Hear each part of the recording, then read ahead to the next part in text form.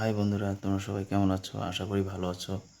তো আমি কি বলবো, আমার মনের অবস্থা অতটা ভালো না। কেননা এমনিতে ব্যবসা একটু চলছে, মানে খুব খারাপের দিকে চলছে ব্যবসাটা। তো এদিক দিয়ে আর এক জ্বালায় ফেঁসে গেলাম।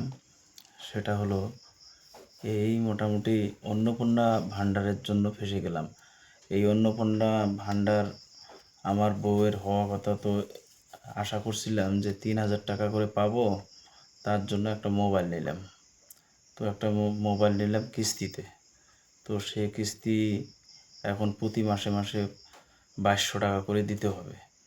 সে কিস্তিটা এখন সে অন্নপূর্ণা ভাণ্ডারই যদি না থাকে, তো কেমন করে দিব না দিব, মানে মাথা কাজ করতেছে না। বলুন তো এখন কি করব? তো এখন সেটা কিভাবে যে দিব, মানে আমারও ব্যবসা যেরকম মানে অবস্থা একটু খারাপ চলছে। মানে অনেক কিছু যে টাকা ইনকাম করি, এখন বাইকের কিস্তি দেওয়া লাগে, এটা ওটা কত কি, মানে বাড়ির সংসার অনেক কিছু খরচা আছে। তো প্রায় 8, 10, 12 হাজার 15,000 টাকা কামাই হয়। তো প্রতি মাসে এরকম হয় না। প্রতি মাসে অ্যাভারেজে ধরতে গেলে মোটামুটি 8 থেকে 10 হাজার টাকা প্রতি মাসে আমার মতো লোক আর কি রোজগার করে বা কাজ হয় আমার।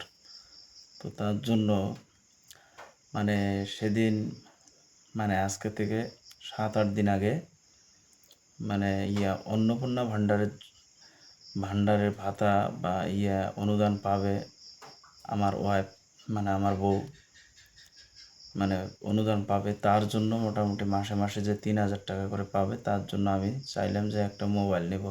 তো এখন আমি মোবাইলটা নিয়ে আসলাম। তো নিয়ে আসার পরে এখন কিস্তি হলো প্রতি মাসে 2,200 টাকা করে। তো এখন ভাবতেছি এই টাকাটা কেমন করে দিব। তো খুব জ্বালা টেনশনের মধ্যে পড়ে আছি। এখন কিস্তি না দিলেও তো মনে হয় প্রতি মাসে মাসে ফাইন হবে নাকি জানি না, যেহেতু মোবাইল আমি কিস্তিতে নেই কোনো দিন। তো মাথা কোনো কাজ করতেছে না। এই তার জন্য মোটামুটি প্রায় 7-8 দিন থেকে, যেদিন থেকে মোবাইলটা নিয়েছি সেদিন থেকেই মোটামুটি আমি ইউটিউব ফেসবুকে কোনো ভিডিও করতে, মানে আমার মনের কোনো জোরই আসে না যে আমি ফেসবুক বা ইউটিউবে কোনো ভিডিও বা রিলস করব, মানে আমার কোনো এনার্জিও আসে না। তো এর মধ্যে হলাম আমি এই সোশ্যাল মিডিয়ায় প্রথম আসলাম।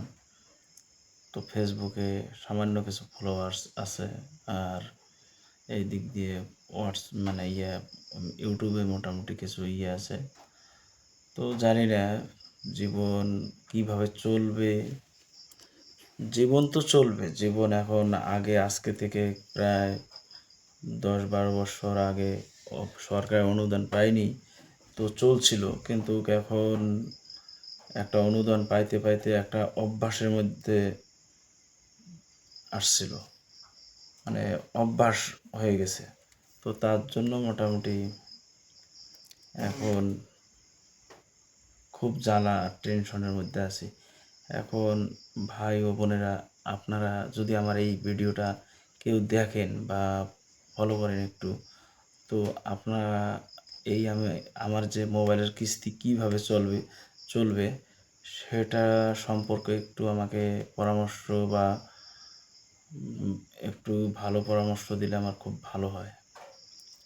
মানে আমি কিভাবে, মানে এই মোবাইলের কিস্তিটা দিব বা কিভাবে কি করব, একটু জানালে খুব ভালো হবে।